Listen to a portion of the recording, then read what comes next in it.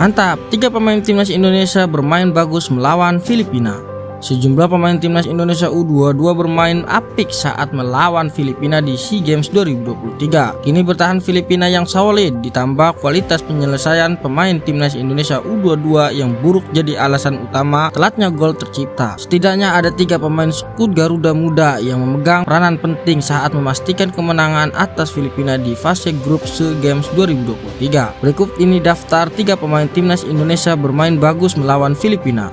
Yang pertama adalah Marcelino Ferdinand, yang kedua Hernando Ari, yang ketiga Ilham Rio Fahmi. Marcelino Ferdinand, harapan besar bagi memegang dibebankan pada sosok Marcelino yang diharapkan mampu membawa timnas Indonesia U22 meraih medali emas SEA Games 2023. Hal itu dibuktikan lewat 1 gol pemecah kebuntuan yang diselesaikan Marcelino di penghujung babak pertama melawan Filipina. Setelah Marcelino mencetak gol, pemain timnas Indonesia U22 semakin cair dan padu hingga mampu menambah 2 gol tambahan. Yang kedua Hernando Ari, kini bertambah timnas Indonesia U22 terjaga dari ancaman serangan penyerang lawan. Hernando Ari menjalankan tugasnya dengan sangat baik. Beberapa penyelamatan dilakukan kiper Persibaya itu membuat gawangnya terjaga dari kebobolan di laga melawan Filipina. Yang ketiga adalah Ilham Rio Fahmi, berstatus sebagai pemain terbaik Liga 1 pada tahun 2022 sampai 2023.